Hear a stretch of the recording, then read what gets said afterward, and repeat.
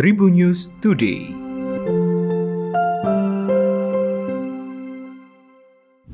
Halo Tribuners, berjumpa kembali bersama Hakim di Tribun News Today. Dan Hakim akan berbagi informasi menarik hari ini, mulai dari informasi nasional, internasional, selebritis hingga informasi tentang olahraga. Informasi pertama, putra sulung Gubernur Jawa Barat Ridwan Kamil Emeril Khan hilang saat tengah berenang di Sungai Airi, Swiss pada Kamis 26 Mei kemarin. Proses pencarian terus dilakukan, namun hingga lebih dari 24 jam, petugas belum juga menemukan keberadaan Eril, sapaan akrab dari anak Gubernur Jawa Barat tersebut. Polisi Swiss mengungkapkan alasan sulitnya pencarian Emeril Khan, anak Ridwan Kamil.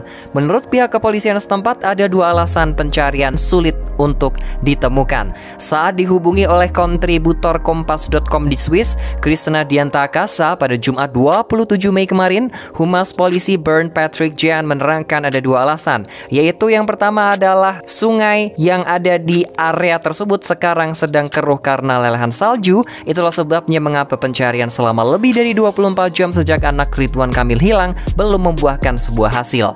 Kedua, pencarian hanya bisa dilakukan dengan boot atau perahu karena banyak pohon di sekitar sungai sehingga tidak memungkinkan menggunakan helikopter.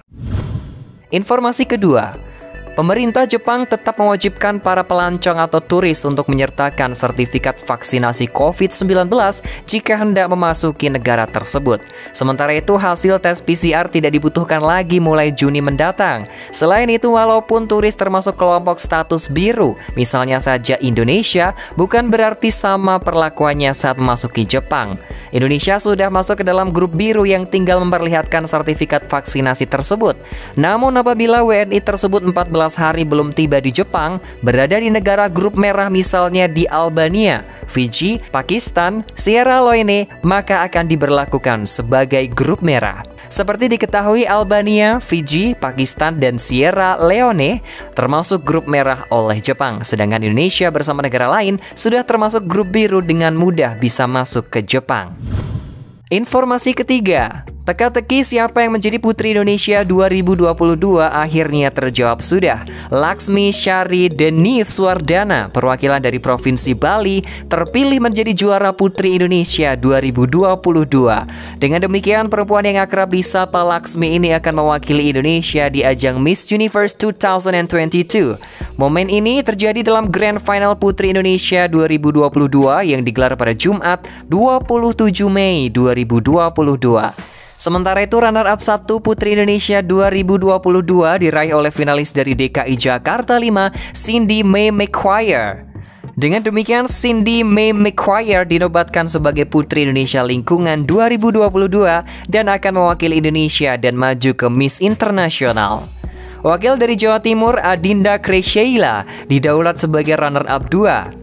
Dinda meraih gelar Putri Indonesia Pariwisata 2022 dan jadi wakil Indonesia di Miss Supranasional. Di babak 3 besar Putri Indonesia 2022, ketiga finalis yang lolos mendapatkan pertanyaan sama dari pembina Yayasan Putri Indonesia, Ibu Putri Kuswisnuwardani. Dengan kemenangan wakil dari Jawa Timur dan Bali merupakan momen back-to-back pada ajang Putri Indonesia 2020. Saat itu, dua wakil dari kedua provinsi tersebut juga lolos ke babak 3 besar, yaitu Raden Roro Ayu Maulida Putri dan Putu Ayu Saraswati. Dalam ajang tersebut, Ayu Maulida sukses menyabet juara pertama alias meraih gelar Putri Indonesia 2020 dan mewakili Indonesia di Miss Universe 2020. Sementara Ayu Saraswati menduduki posisi runner-up 1 dan meraih gelar Putri Indonesia Lingkungan 2022. Informasi terakhir, peraih medali emas pada gelaran SEA Games Vietnam Siti Fadia Silva Ramadanti kembali ke tempat tinggalnya di Banjarjati, Kelapa Nunggal, Bogor, Jawa Barat. Kedatangan Siti Fadia disambut meriah oleh warga setempat. Sejak siang hari, suasana di kediamannya sudah mulai didatangi warga setempat. Bahkan ada yang datang dari luar Kabupaten Bogor.